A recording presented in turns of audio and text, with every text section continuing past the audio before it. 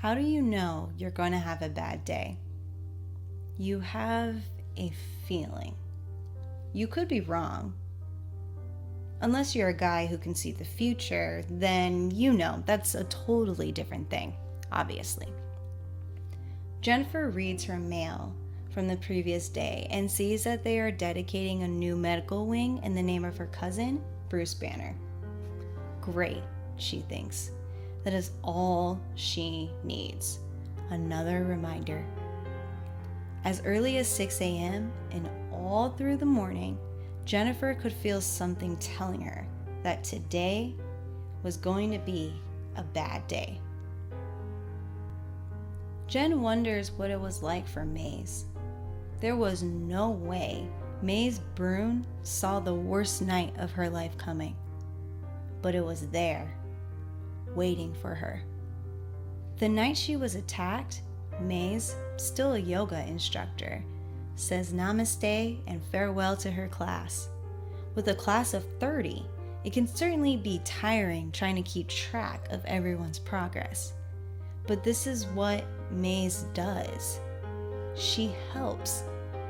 She heals. She walks home to her apartment with her chin high and music in her headphones when she notices that she is being followed. Maze looks backwards to see 5 shadowy figures with glowing masks cornering the city block and making their way towards her. Instantly, Maze breaks out in a sprint. The 5 masked figures break out in a sprint as well, each of them clearly faster than the small woman, an inch closer with every step. Maze turns the corner into an alleyway to try to throw them off her trail. But with no one else on the street, the diversion fails and they see everything. And when they finally catch up, they beat her.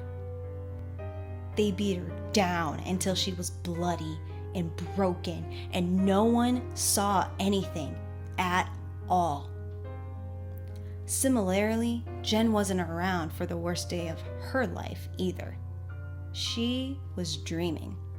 She can't even remember what she was dreaming about, but she knows that she was dreaming. She just remembers thinking, "Wake up, Jen. Get back to the rest of your life." In the present day, as Maze awakes, laying in the fetal position on her bed, she finds comfort in the darkness.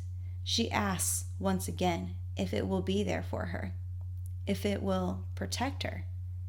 And once again, it responds, yes. Later, at the offices of Ryu, Barber, Zucker, and Scott, Bradley delivers Jen her morning notice and coffee. However, he states, he will actually start bringing her tea instead. Also, him and his boyfriend made bagels, so he's bringing those too. So yeah, everyone's world just got better. Jen smiles widely before she thanks Bradley and reads the notice to find that it states that Miss Brune is going to be evicted. With no successful contact attempt over the phone, Jen decides that she is going to have to visit Maze in person. The world is coming for Maze, whether she likes it or not, and Jen isn't sure if she can do anything about it. Jen takes a cab to get dropped off about a block away from Maze's apartment. The cab driver tells her to have a nice day before she leaves. She's nice. As Jen exits the vehicle, she looks up to the cloudy overcast. She can't describe it, but she can feel it. There is something in the air.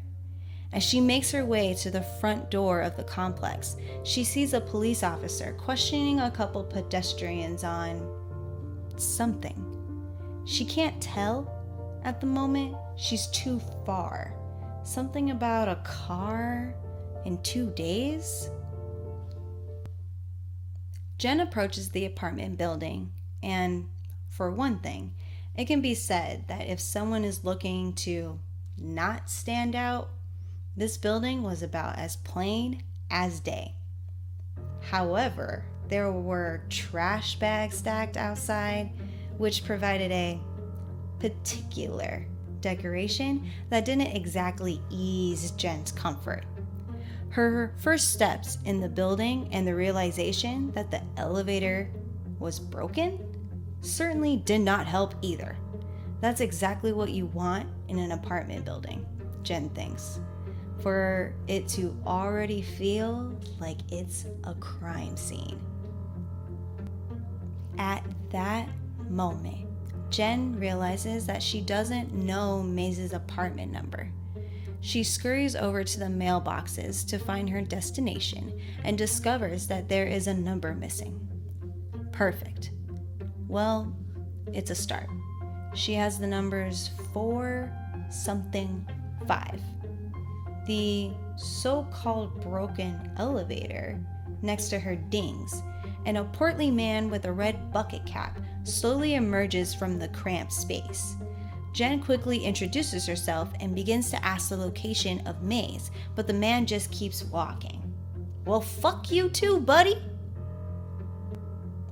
Jen examines the elevator before promptly deciding that it would be better to walk. The stairs are spiraled and littered with trash on every level. The walls are dirty with dust, muck, and marker. She avoids all the handrails. Once ascended to the 4th floor, she finds that the continuing staircase is blocked off by broken mannequin pieces. Sure, she thinks. More nightmare fuel. Why not? The first door plate that Jen examines is 713. What? Jen thinks. Are these doors even in numerical order? That is when an elderly man with a bucket of soapy water and a sponge approaches and asks Jen who she is. When Jen introduces herself and explains why she's there, the man answers her question with a single point down the hallway at the door near the mannequins. Maze's room is 425, he tells her before meeting her gaze with his blackened eyes. He knows that Jen thinks their home is a hole, but this hole is the only safe place left in this terrible world for them. The man begins to wipe away some of the writing off the wall with his sponge and tells Jen that it may be best if she leaves soon. It might be the safest choice. Outside, 2 police officers are still examining the area for clues on the whereabouts of the missing detectives.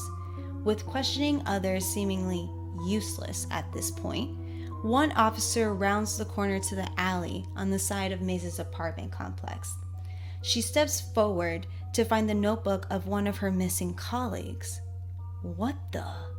She thinks, before running over and pulling back the nearby trash. What she finds shocks her, and she has no other choice but to call out to the other officer, Mark, for backup. Jen knocks on May's door and calls out for her to answer. Shuffling and clanging are heard before Maze, surprisingly out of breath, opens the door.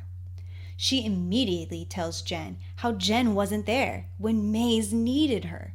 She called, she exclaims.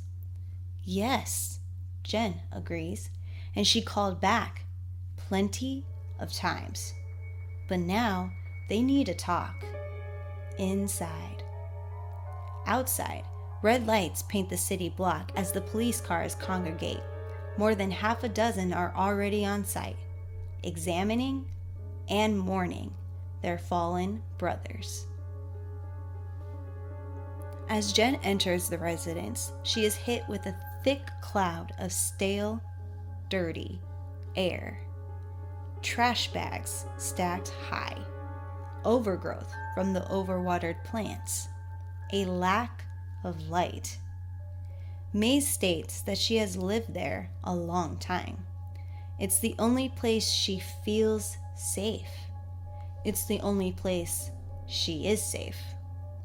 Jen tells Maze that she read her file. She knows what happened to her, and Maze snaps back for Jen to shut up and that she doesn't want to speak about the subject. She hired Jen to protect her home, not to tell her that she's crazy. Jenn tries to reason with Maze that she knows what it meant to go through something that takes away everything. There was a time when Jenn lost something, when she was hurt badly. And afterwards, she didn't. She doesn't see the world the same way. So, she knows. She doesn't know perfectly, but she knows. Maze had picked up one of her teacups and it started to quietly clang together as her hands shook. "You know what?" she asked. "Who cares what Jenn knows? Maze hired her to protect her." Jenn tells Maze that she will do everything she can, but she can't protect Maze from this. Mr. Tick sold the building several months ago. The buyers are going to redevelop. At this point, there's really nothing the two of them can do. Maze's teacup drops to the floor and shatters before she lifts her hands to her mouth and gasps. "You promise!" she shouts at Jenn, but Jenn reminds Maze that a good lawyer does not make promises. "But you're not a good lawyer," Maze counters. "You're a bad lawyer, and now Maze doesn't have any choice." Maze's gaze is quickly consumed by anger, and Jenn can start to see the flickers of red from within Maze's eyes. Outside, the officers begin to fan out to clear the area. What did she say? Today was going to be a bad day. Jenn throws her purse down and lifts a hand to order Maze to stop what she's doing. But Maze is already consumed by the rage. Maze's eyes glow from the shadows, and nearby books and trash begin to knock over from their teetering piles. But nothing even touches the floor. Everything begins to float and spiral around Maze as her whole body is now coated by the red aura of her eyes and a spiraling mystic energy which illuminates the room, and a blackened, shadowy substance begins to flow in between the floating trash. As it connects the pieces, it becomes tangible, thick, sharp. Fangs erupt from its mouth as it lowers its body enough to fit into the small dwelling. Pots and plants, books and bags, trays and trash all form together to make the creature's limbs as the energy pushes against Jenn, causing her to slide back, barely centimeters at a time. "Just like that," Jenn said. "You usually see a bad day coming. You feel it coming. Not because you can stop it, but because it's there, waiting for you, no matter what you do."